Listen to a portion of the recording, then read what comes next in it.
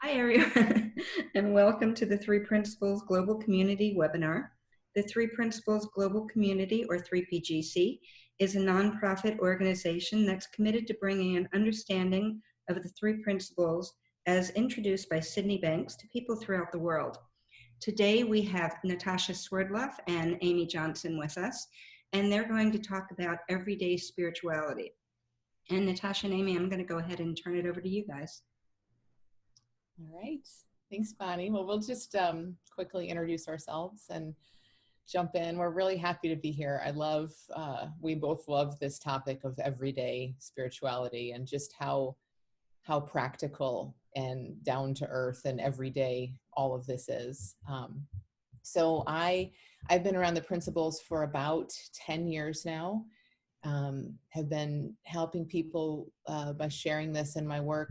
A lot of people with habits and anxiety. That's what I love to help people through, but really anything. So that's what I'm up to. I have an online school that helps people, again, in particular with habits and anxiety by pointing toward the principles. Yeah, and I have been around the principles for about 8 years now, and come from a corporate background, and so I changed all my corporate work from being sort of very traditional to being informed by the three principles, and so it's changed completely, and I really love to see how people in business are really embracing this because it makes so much sense, and I think my whole the way that I speak about the practical applications of this in business has really helped me to appreciate how we can sort of put it down and make it easy for people to understand, because it so often can get confusing and people find that it's difficult to grasp hold on. And of course, because we're speaking about something that's formless, it's spiritual. So when Amy and I, we actually started this conversation about wanting to do something a year ago or more. Yeah. At least, yeah, or maybe a year and a half. And so it's taken different forms. We wanted to do we were going to do a seminar together in New York, and then that changed, and then it's taken lots of different forms. But when we did speak about a month ago and said like, well, what do we really want to talk about today? We both agreed on two things. One is that we wanted to make it just basic, like we can forget the simplicity of this and get lost in all kinds of philosophies. And the other thing was we wanted to make this practical and just remind each other and you guys of how and why it is that we are looking in this direction. Because it's not a philosophy, it's not just interesting to talk about, it's really helpful in everyday life. And so that's really where we wanted to begin. Yeah, and I love,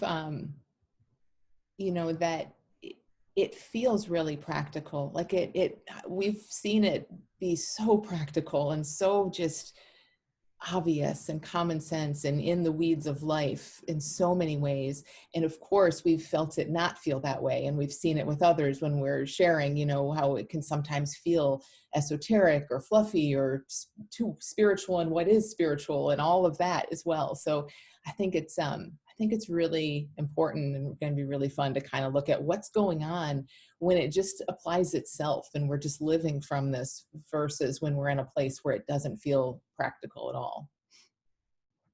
So we're going to share some stories, both of us, and then we're going to open up to questions. So we promised Dennis that it's going to be good. So Dennis, I hope you're sitting tight in the chair. I hope you have some good questions, Dennis. Yeah, exactly. So it was interesting when earlier today I was seeing a client from South Africa, and it was the first time we spoke, and she started telling me about how this whole corona crisis has really impacted her and her family, and she's has all this anxiety around should they move, because not only are they hit financially and the whole country is, but there's also some racial issues going on that's really spiked. And so they were thinking about, should we move to another country? And there was a lot of things going on for her. And so she starts to unpack how all these different parts are fitting together in her head. And she said, so you can see there's a lot going on, and I have many different problems, and so she was really spreading it out. And I said, can I just suggest to you that I see really only one? And even doing that, and saying that from a place of knowing how the system works, I could see immediately in her whole body language that she calmed down. It was like, really? And I said, yeah, the way I see it. And so I started to speak to her about what it is that creates our experience. And then I pointed her towards who she really is. And now this is where it gets practical, because who we really are can seem like such a, again, I'm going to use the word fluffy. It's fluffy because we don't have a word for it. When we rest in this space inside, there's no words for it.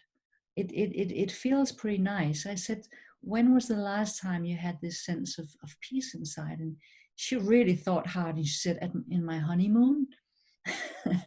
And I said, well, I want to suggest to you that you probably rested in this space earlier today. And so I helped her go back and see that every time you just kind of, maybe you're just sitting on the couch, having a cup of coffee, and there's just this moment of resting. Or so South Africa is really beautiful, and she was living in this beautiful place. And I said, sometimes when you look out at the beauty, how does that feel? Just, oh, I went hiking with my family this weekend. It was beautiful. And I said, well, how does that feel when you're looking out on the, and seeing something beautiful? And she said, oh, that's wonderful. And so I started to help her see that who we really are is here all the time. And I helped her see how that who she really is and who we all are is just underneath this constant layer of jibber jabber that's in the head, and lots of things going on around the coronavirus, of course. But it was very interesting to see that she calmed down quite quickly as she realized, oh, it's here. And then I said to her, you know what? So why even look here? Why is this practical? Why do you think I'm pointing you here? And she started to see that when she was not caught up in her thinking, decisions were much easier to make. That she was actually confusing herself with, well, if we move here, then this is going to happen, this could happen. And so it's really practical to get people to calm down so that they, from that space, are able to see the practical use of this, how decisions are made easier when you're stress-free. And she used the word, oh, I'm much more resilient here. And I just loved how that came from her and not from me. So that was just one example from today where I was able to sort of in a 45-minute session really guide her from all of this crazy anxiety thinking to who she really is, to, well, why is this practical? How can this help you in your everyday life? So that was what just came up for me when just as we started this evening. I love the simplicity, and there's all of this stuff, no matter what, anytime, right? There's all of this stuff. There's stuff in our heads. There's stuff there's stuff coursing through our body. Stuff is my technical term for experience, thought, whatever we want to call it. There's all of this stuff always. There's stuff in the world. Our eyes look that way, and our brain picks up the stuff. Our brain doesn't pick up the absence of stuff. That's just not how that machine works. It's a machine that looks for stuff and notes stuff to us, and not only notices it and picks it up and notes it, like, oh, here's a thing. There's no thing, but here's a thing, and there's a thing, but tells a story about it, because it's not just a label maker. It's a storyteller, our brain, right? So we see stuff. So in Natasha's client's example, she so much stuff. And of course, when we're trying to nail down the stuff, and then we're hearing the stories, and it's all so meaningful, and our brain is connecting dots and telling us where it's going to go from here and what it means about us, and putting it all in past and future, it's just kind of a mess. Even in good circumstances, even when we like the stuff we're seeing, it's busy. There's so much there. But I just think it's so funny how when we just begin to be oriented beyond the stuff, like, yes, there's a lot of stuff. And we have to acknowledge that sometimes and look at, yes, this is why it looks so busy and feels so crazy. But beyond that stuff, there's something there too. It's just that we're not used to looking there. We're definitely not used to falling into it and sensing and feeling into it. But just like you share, Natasha, in that example, I mean, just a little bit of pointing in that direction, it's almost like all that stuff is still there, but man, it kind of starts to fall to the background a bit, and then this no stuff in this space, it just brings on this feeling of like familiarity and home, and we get to actually feel it as a thing so much more. Even as I say that, my mind is kind of saying, is that really practical? Like, is that really feel intuable? And it totally is. Yes, it still seems more vague than the concrete stuff. But I don't know, I think in my experience anyway, it's just a acknowledgement of like, yes, my mind's always going to want to tell stories and point to the stuff. But the more I look toward this no stuff and this space and this expansiveness beyond the story, that just starts to pop out of the woodwork and the scale shift. And then that starts to be home in a meaningful way for us more and more than the stuff. Yeah. Yeah, I was just reflecting as you were speaking, Amy, as this woman who I spoke to realized that when she was resting in this space, her ability to be responsive to whatever will occur in her immediate future is much greater than if she's in this stressful space. And that's also one of the things I was sharing earlier, that I work in a corporate environment, and that's really practical for business people too. They have a lot of stuff going on. I'm using your technical term now. I hope it's okay. They have a lot of stuff going on, and big problems to solve, and a lot of money involved in all that. And just to ask them the question, well, where do you get your best ideas? They all say, in the shower, going for a run, playing with my kids. It's never, well, when I'm in a corporate setting and we're 10 people in the meeting room trying to discuss things, that never comes up as an option.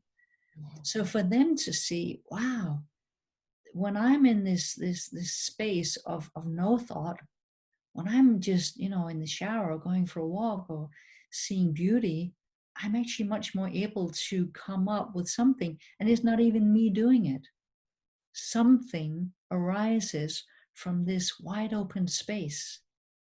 And it's also very easy for people to point out that when it does arise, there's a knowing, oh, this feels right. Well, of course, there's this sense of, well, of course, this is the right decision.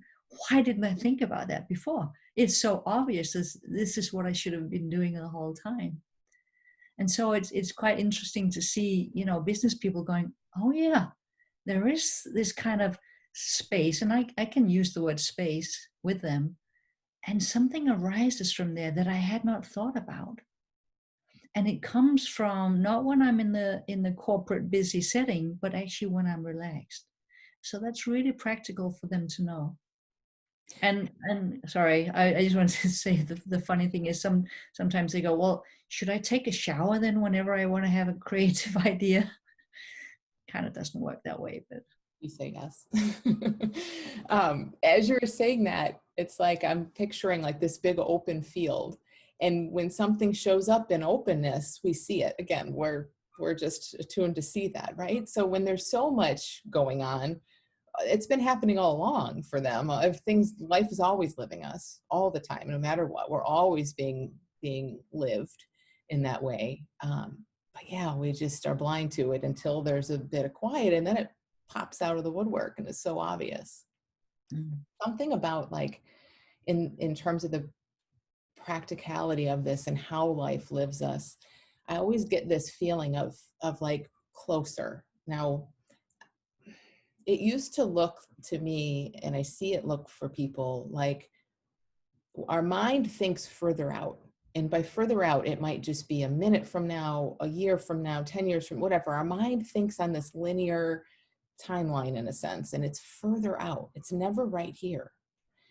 But life is right here. So when I'm working with people, with someone recently um, who's caught up in a habit, it's like I see, it's kind of like you were describing about your client, there's so much going on, and it looks like to her like she's so far from home and she's lost, and how is it going to change? But I can see how her mind is going out, like her mind's wanting to know, how's this going to go tomorrow and how is this going to end, you know? And I can see that in my own life too. Like I would feel calm when I could see how there was something was going to, you know, come to some resolution, or what my future was going to look like, even if the future was later this week. It was never just this falling back into home and letting things unfold in real time and live us. So she's so much closer than she thinks she is. I mean, she's there, but for all this thinking, but her mind keeps pushing it out a little bit, saying, nope, there's a problem and you don't know how it's going to be resolved. And it's so funny in a way because, you know, it's like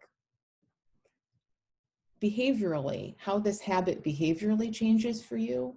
I'm just going to say it this way, and this may not be exactly accurate, but it's like behaviorally, the habit falls away because in real time right now, you just do what makes sense in real time right now. And then you keep doing that. But even as I say, and then you keep doing that, now we're going out, but it's like you do the best you can see to do right now. Done. And as we see more about these principles, the best we can see to do right now gets better. But that's it. And that's so hard for us to hear, because our mind will never say, oh, let me just do the best I can right now, and that'll be good. That's never good enough to a mind, you know. So just us seeing that is so telling. Like, it's only our mind that says it's not good enough, but that is the only way. I think it's just how we're lived in real time. Yeah. I was speaking about time last week. I had a really busy week. I had so many things and deadlines, and so I found myself waking up in the middle of the night between Wednesday and Thursday, with making a list in my head. You know, Thursday you have to do, and it was like, there's no way. So I found myself feeling stressed at 4 o'clock in the morning, and then the stress kind of went, wait a minute, gosh. Isn't it good that it's not up to me? Isn't it great that I don't have to solve that? Because in my head, there was no way I could do all these things in one day. And I really needed to, because I was leaving Friday. And so there was this another practical way of reminding myself, wait a minute, I don't have to solve this. Something much greater than me will solve it for me.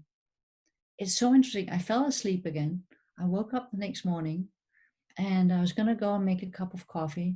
But before I had the coffee, I found myself sitting, bringing my computer into the kitchen, sitting at the kitchen counter. And I'd done like 6 or 7 emails before I even made coffee. It wasn't my plan. It wasn't my rational plan to do it that way. But that just happened. And I went, oh, that was nice. Oh, I got that done. I made coffee. And then I did the next thing and the next thing. But I didn't do anything. It was so interesting. Things got done all day, but there was this sense of movement. My body would go here, and then it would do that, and then it would call this person, and then it will write that email, or send that proposal along. And one of my neighbors came and sent me a text in the afternoon. Do you want to have iced coffee with me? And like, if he'd asked me the day before, do you want to have iced coffee tomorrow? I'm like, no way. I'm way too busy. I'm like, sure, let's have iced coffee. We had iced coffee, and I got so much done. And so it's just another example of there's something that moves us always. There's something that guides us. There's something that has an intelligence far beyond my little brain. And so it's really good to know that I don't have to solve it. Something will take care of me. Something in even the little practical things as writing emails. Like it's not like anything is too small for the intelligence behind the whole universe. Everything got done easily.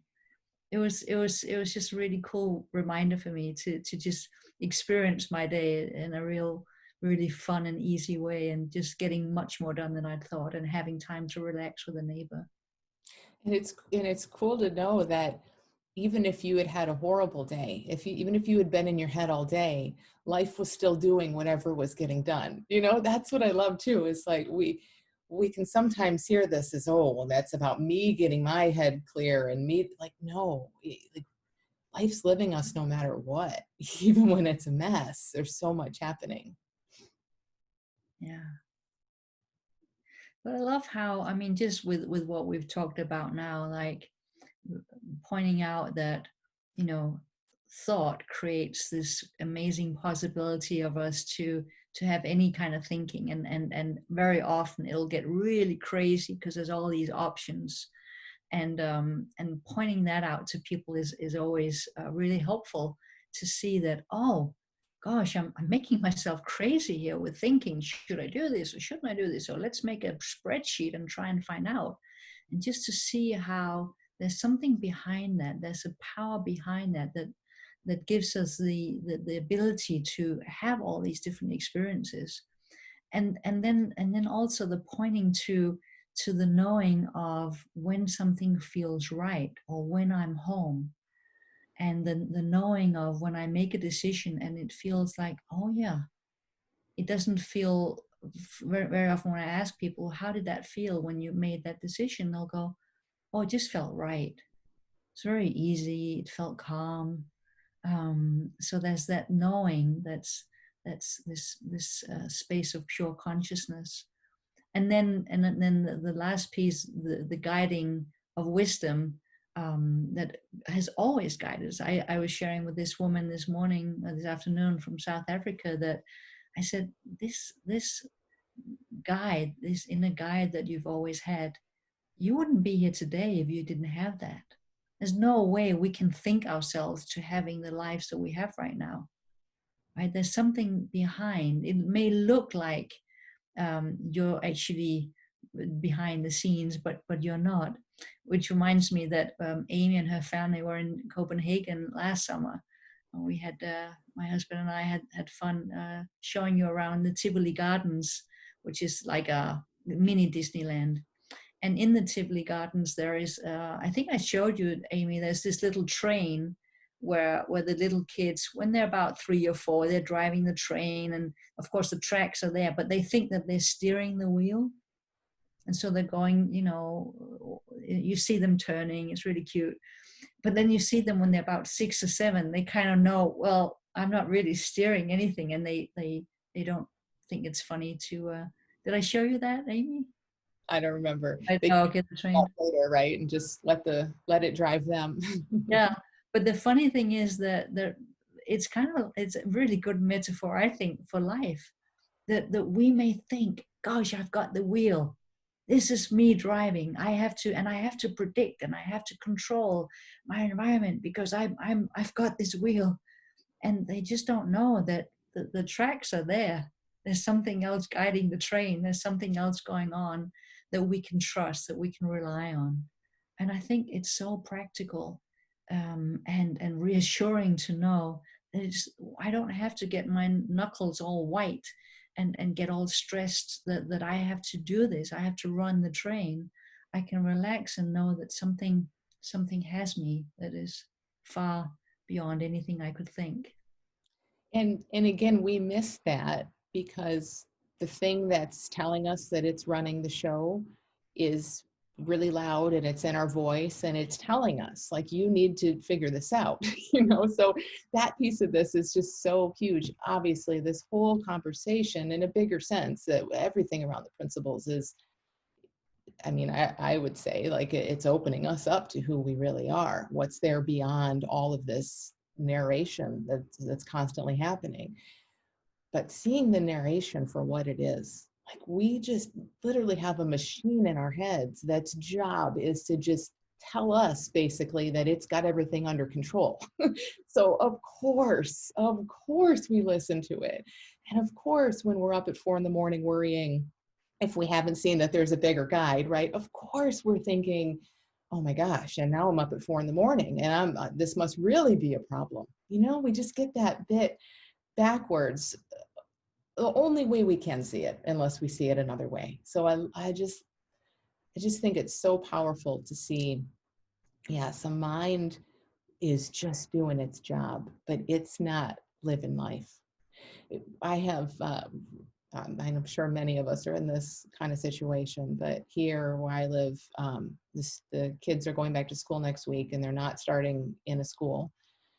So lately, pretty much every night I'll go for a walk with one of my neighbors who has children that are going to school, and most of them work full time, and it's kind of a mess for them. You know, it's called a walk, but it's really free coaching, but it's okay. We go for a walk and they look and they think like, why aren't you freaking out about this? And I've just been so grateful for what I see in this, but I can see their heads. I can see the mind just doing the same thing my mind's doing. My mind's not doing it any differently. I just kind of know now not to listen to it so much, but their minds are trying to figure out every moving piece. It was so interesting. Like maybe 2 weeks ago, I went for a walk with one of my friends. So struggling. Her and her husband both work full time and they have 2 kids, and one of them has special needs, and their school is online. So they don't know what to do. And she's playing out as a mind would. She's not doing this. Her mind is playing out every scenario. And then if this, then that, and if that, then this. And my head's hurting just listening. And I'm just telling her, like, your mind's making all this up right now. I understand, because your mind's just grabbing for anything, any stuff it can hold on to. But it's just like, just come here. Like, we just have to let this unfold. And especially now when all that's happening, you know, our world's changing like so quickly in ways none of us are going to predict from our mind. Our minds aren't going to predict it for sure. And it's so interesting because that was like 2 weeks ago. About 4 days afterward, we talked and everything had changed. Everything had changed. Somebody came through. She has someone now coming to her home who's been tested. She feels great about the safety of this person, is going to sit with her children and help them with their online schooling while she and her husband work. Like it's fixed. But, you know, from that, there was no way. And that's what I was just telling her. It just reminds me so much of this. Like, it wasn't being irresponsible. It wasn't being in denial. It wasn't like, oh, let's not worry about it. It'll figure itself out. It's looking towards something that is reliable and that always is living us anyway. The only difference is we just don't know that we can look there and trust it as much. And I think that's pretty much what you and I do, Amy. We point people to where their resilience is, and this whole field of possibility comes up. I could share exactly the same story with a client, another client I spoke to today, with 4 kids and the same kind of situation from New York, where things suddenly, like, her boss offered her to go down in time. A friend from out of town offered to come and help her with the kids. It's just like everything solved itself. But to point people to that space inside where possibilities arise from, and they may arise even though they're, in their busy heads, because life is living us, but to point out that there is this space. The practical part of that is that when we realize that something has been living us always, something has been guiding us always, despite the fact that we think we've had the wheel, when we start to see that, we can relax more and life really becomes easier. And so even though Amy and I both, of course, have the same situations that most of you have, that Corona somehow is influencing us, the knowing we have about how the system works really helps to see where I can look for for stability, where I can look for safety, where I can look towards what is always here. Because if I look out in the world, man, it's crazy out there, right? If it's not Corona, then it's the environment, then it's the racial issues. I mean, Christ, I'm not even going to mention the president thing. But, you know, there's just so much going on that if I look out there, I'm going to make myself crazy with my thinking. So to me, really, sort of in conclusion, I think for me personally, knowing that I can just turn around, go inside, find that inside which is peaceful, that which I can rely on, that which is always there, has always been there, has always been guiding me. It really is so wonderful. And the kind of, I mean, I could tell stories for hours about how I've been guided through this Corona period, because of course my work dried up very quickly, like many people did. But the ways where I've been having new ideas of how to solve the very practical challenges that I've had to get through my life, it really has come from this quiet space. And so that's the gift that I've had to see this, and the gift that I try and give other people, to point them towards that which they can rely on, that which is always there. And just thinking back to what we said about how sometimes it can feel kind of esoteric or fluffy, or like we can't, you know, just to say again, I think we've said this, but as you just kind of sum that up, it's just so clear that it's only vague and fluffy and not practical when we think it is, when we haven't really looked there that much, I think, you know, really. I mean, it's almost that simple. It's almost as simple as like we experience what we expect, what we've seen, where we look, and the more we just look in that direction, this invisible space, all of these fluffy things, they just aren't that anymore.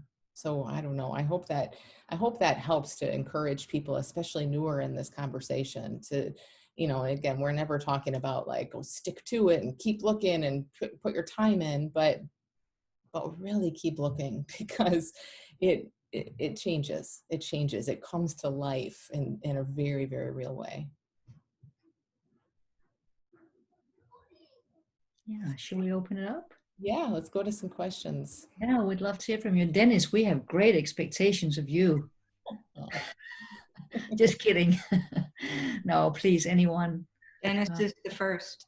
Okay. I love what we've been talking about, because it's really been fun today being able to be in touch with that practicality.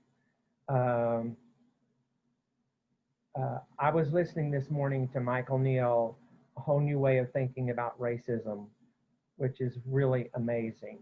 He just posted it.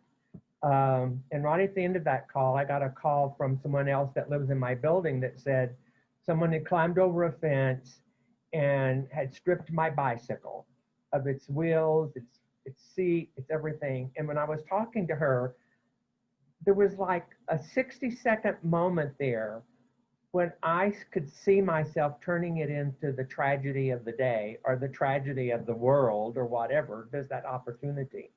And, you know, it was just so great just to see that there's that possibility, and to walk away from it.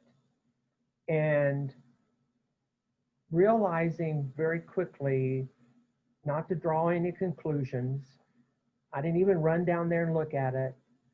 I talked to another friend, and I went down there, and sort of like having the freedom to look and see what are the different options and possibilities, how it's going to get taken care of, what it's going to mean, and all that. Because I don't have a car, and they took the baskets off.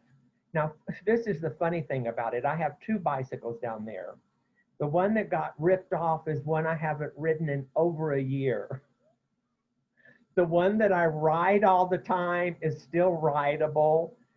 They took some of the baskets, but it's just been, you know, all of that is just sort of like, and then here's another thing. I'm having lunch with a friend, And I start imagining the conversation, and I imagine myself talking to her and turning it into a tragedy, you know? And I say, is that really what you want to talk about when you have lunch with her today? And the answer was no. It probably won't even come up. If it does, it'll just be a mention here or there. But that thing that you're talking about, the everyday spirituality, that is such an example for myself of how that can occur, is just allowing, not going down the tragedy route, not buying into all of that kind of stuff, that practical applications have come up, things that I see to do, how I'm going to deal with it or whatever. But it's just such a sense of freedom and just being at peace, not to have to turn something into, ain't it awful? I love that. That's amazing. And that, you know, that space, that 60-second space where you could see, that's you being in you, and then noticing your mind, like it's popped out a little bit. It's something that you see rather than something that you're completely collapsed with. And Right. not all the time, but more often than not, I bet. And that's amazing to see that. I love that. So that very practical aspect of this that makes life, I mean, I could say I've been having a fun day even, you know? Doing this call is fun, you know? Fun didn't stop because my bicycle got. That's awesome. Great story. Thanks, Dennis. That was really fresh. And Kinneret?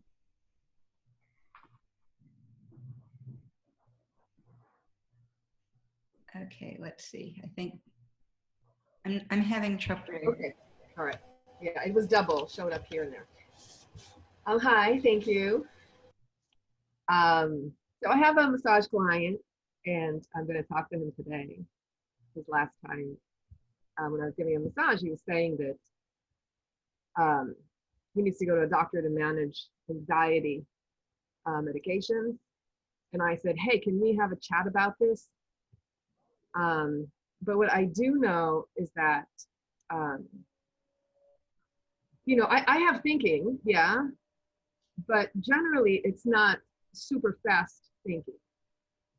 Okay, most of the time I think I'm in the normal range, but I also know people whose thinking seems to be so much faster than mine, and the rate in which they receive thoughts is really overwhelming. Like if I talk to them, you know, I can't really talk to them for too long. Like how fast they speak is hard for my brain to grasp. So I understand that they're dealing with so much volume, and that's so difficult, so challenging. And so I can only imagine the volume of anxiety thinking that's occurring. Do you have any suggestion from your experience in working with people whose thought volume is so big? It's not like mine, I know that. Well, I would say like suggestions on how you can help them. Yeah.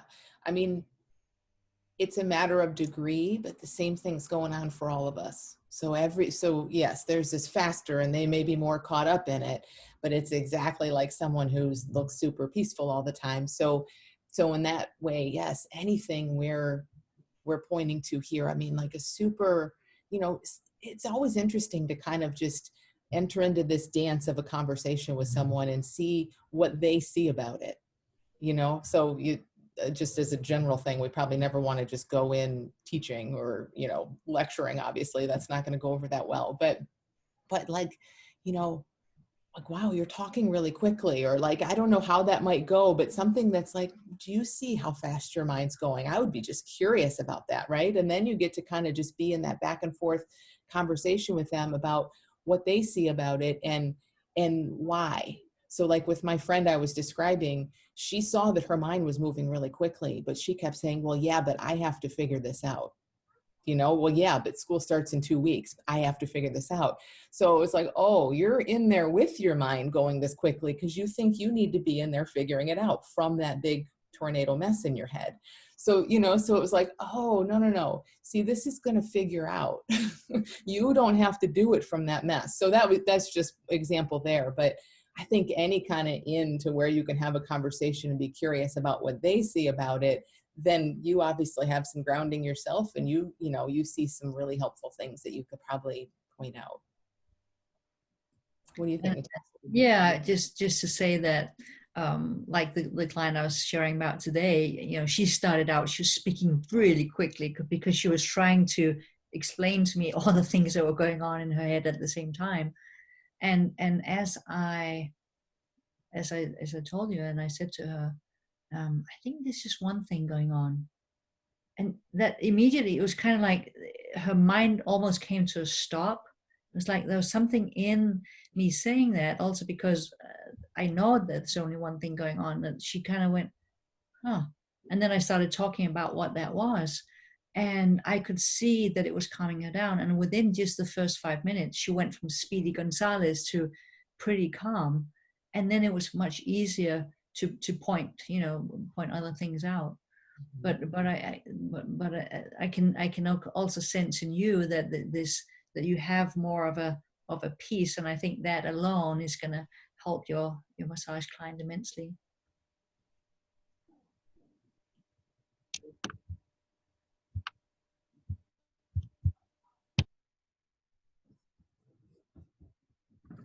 Anyone else? You can either raise your digital hand by opening the participant window on the bottom of the screen. There's a little people icon, and then a white sidebar will pop up and there's a digital hand. Or you can unmute yourself.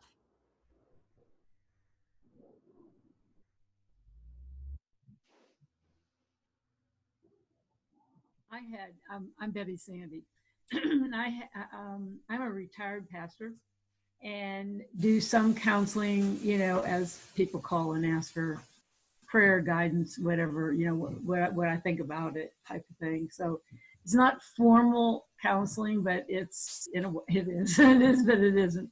I don't get paid for it. It's just, out of caring, I guess. So anyway, and so I went to an eye doctor. My husband's very compromised. He has a number of issues that could put his life at risk. So I can't really go anywhere or go to the grocery store or anything. So everything's delivered. But anyway, I was not seeing well at all. In fact, when I would come on these Zooms, I would have trouble with the light. And now I'm not having trouble. And the wonder of it was that I went there, I was masked, he was masked. He's brand new to me, so I didn't even know, except I had looked things up on him. And he seemed like he had really good credentials and experience. So I felt pretty calm about that. And I just found that out just before I left the house. I just looked at his bio. So anyway, because I was thinking, how your mind goes, about and all my friends were saying, oh, you could have this and you could have that and you could have this. Well, when I got there and they checked me, he said, no, you're fine. You don't have any of those. And I do have some severe eye problems and prisms and all kinds of stuff. And so he said, but you do have a secondary cataract. And he said, now, if you want to think about this, you can wait. And I can do this surgery later, or I can do it today. And it takes about 15 minutes. And now normally I would have thought, oh, I can't make a quick judgment like that. I have to go home and think about it and, talk to my husband and all these things. And I thought, all of a sudden it just came over me.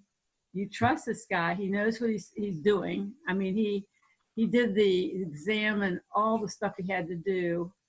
And, I had a retinologist report there with pictures. I had the other report for cornea, because I have a couple things happening there. And so he had seen all that. It was all on the screen on the sidewall. And he said, well, I'll let you think about it while I dilate your eyes just to check that retina back there and everything. And when I come back, you can tell me if you've decided. So I just got this peace, like you say. It was just like, I thought, look, you're here, everything's clean, your hands, everything is clean. Yeah. And I thought, there's no reason to have to go through this whole process again to get in here. And, you know, so I might as well just do it right now. And I did it, and it was wonderful, and I could see again. So it was just really such a blessing, you know. And so that's my story. And I just felt that wisdom and peace that Sydney talks about, and I just had that, phew, you know. And it was just like, I was safe, I was home, and I was able to, you know, be a good patient, sit still, open my eye, do all the things I needed to do, you know. So yeah. That's a wonderful story, Betty. It's so interesting how the way you explain it, there's this knowing that felt peaceful and right.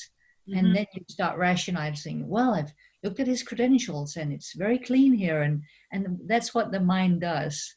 We actually know with our knowing, and then we rationalize and we make up all these reasons why we knew, but actually we just know when it's right. Yeah, exactly. Yeah. It's beautiful. And I've tried in some ways that I can to use this in preaching, through principles. I tried in conflict management, you know, so I'm doing my best. I don't know how well I'm doing, but I'm doing my best with it. And it really, I hope it makes a difference, and people can, but I think the most important thing is just to live it and let it come through. And I can see that in all of you, you know, that's a real blessing to the other person. So yes. Thank you. Oh, thank you, Betty. That was a great story. I'll mute myself, I guess. Yeah. Christina, let's see, where'd you go? I'm unmuting. And sorry, trying to get the video also. Hi. Oh, so good to see you, Christina. Hi, Natasha. How are you? Good. And Amy, I just wanted to chime in and say how much I appreciate the topic and the simplicity of how practical it is to remember, even to think back on your day. Oh, yes, I did have peaceful moments. And that is practical. I think so many of us think that we need to sit down and do a meditation with some big capital M and find that peace with a capital P, and all those moments of peace and stillness and flow and wisdom that happen through our day, we sort of discount. And to me, that's incredibly practical to remember that that's threaded throughout our day. And it's so practical to me in terms of interacting with my moments of anxiety or stress, that, oh, well, I mean, knowing that that's what the mind does makes all the difference in how I can relate to those moments. So I really love the topic in pointing out that this is, you know, day-to-day practicality makes a difference in your moment by moment experience and how you interact with things. And how practical is it that life is to know that life is going to take care of itself, and I don't have to spend all that energy figuring out how to do it. So I just really appreciate the topic and pointing out this simple truth that it's practical. It's practical information. Yeah. Thank you so much for taking this on as a topic to kind of shine the light in that direction. I really appreciate both of you for that. Thanks, Christina. Yeah. I don't have a story to share. It makes a huge difference in my life and the people that I work with as well. So thank you for that awareness. Thanks. Thank you. I love just, seeing that it's always happening. We just don't always have the eyes to see it. And then right. we get pointed toward it and we have the eyes to see it. And you're like, oh, this is always happening. It's like anything else practical. We start to kind of take it for granted, which is not a bad thing. It means, you know, we just see it so much that we don't have to, it's not special anymore. I mean, it's special, but you know what I mean? It's not unusual, or it's just like, oh yeah, this has always been there. It's always been working this way. I just was looking over here. So I just didn't know. Yeah. Yeah. Thank you both so much. Thanks.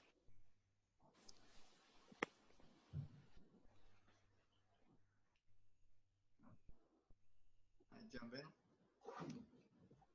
Yeah. Yeah, so I actually got on this call tonight thinking, what a treat with you guys here. So I'm really grateful. And I never thought about the 3 principles in this slide being very practical in that way. And then as I'm listening here, maybe I got a display today because at work we had a kind of an emergency situation, kind of, so everybody had to ditch their plans for the day, and everybody was chipping in, you know, what can we do to solve this problem? And there was some online meetings going on, and you know, people start discussing, no, we should do it this way and other ways, you know, and disagreeing. And I've just found myself just starting to take action and supporting some colleagues who did the same. And eventually everything turned out just super fine. And we accomplished what we needed to do. And it looked quite chaotic during the process. And when I'm now listening to you, it's like, oh, maybe there was even this guiding inside. I didn't see it while it was happening. What I'm seeing much more is, well, there's something, especially right now, being in this webinar, you know, everything is relaxed, and I just have this bubbling joy and gratitude from inside, and I have that so much now.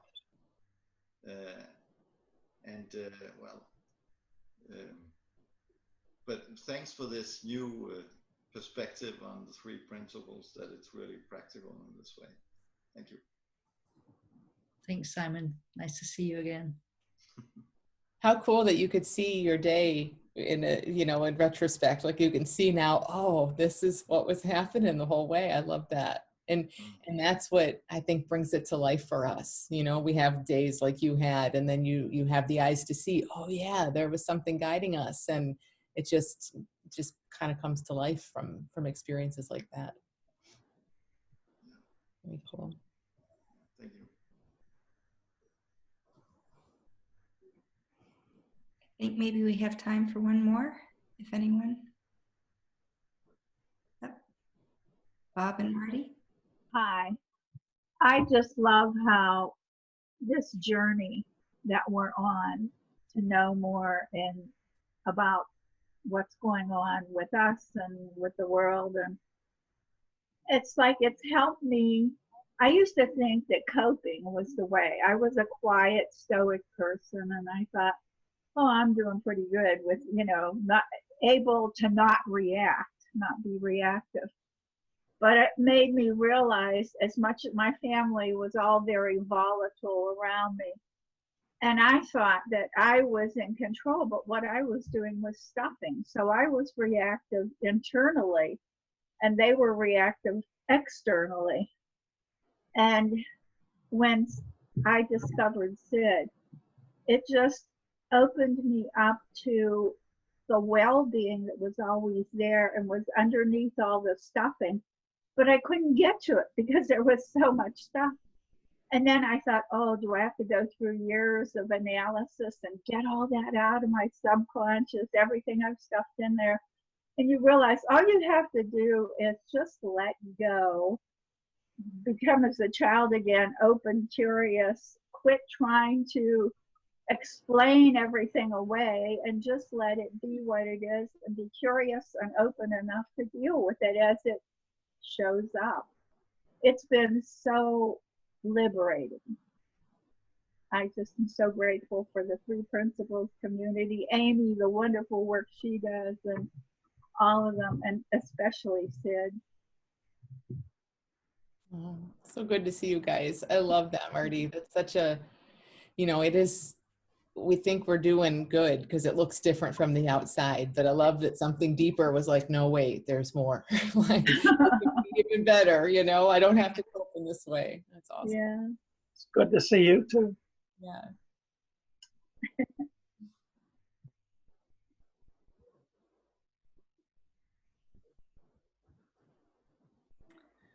Yeah, thank you guys. I really loved the simplicity that you were pointing to. This was really a beautiful conversation. Thank you so much. Would either of you like to say anything to wrap it up?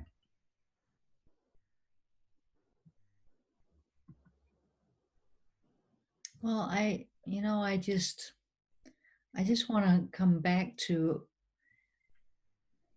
when you recognize that this is going on all the time. You don't have to sit on a meditation cushion with your hands in a certain way. You don't have to be even in a quiet room. You can be in the middle of a busy supermarket or at work. These moments happen all the time. We rest in this knowing all through the day. It really is always here. And it's such a beautiful journey to start seeing that what we have been looking for, some of us all our lives, is already here. And we don't need to do something specific to find it. It's just to look where it really is. It's not out there. It's here, and it's ordinary, and it's just every day. I love it. That it is that simple. And it's, just, we've been so pointed toward a different direction. But I mean, just even in the stories that you all shared, I mean, just starting to open up to like, oh wait, it looks like this and it feels like this and it's less visible and all of that. It flips it. The scales start to shift and it becomes so practical and you feel it guiding you. It's not just an idea. So it's amazing that it works that way. Yeah, thank you guys. Thank you so much for both coming on. And I just want to let everybody know the next webinar is on September 9th, and it's with Lynn McWright and Teresa Walden. So hopefully we'll see you live then. Thanks, guys. Thanks, everyone. Everyone.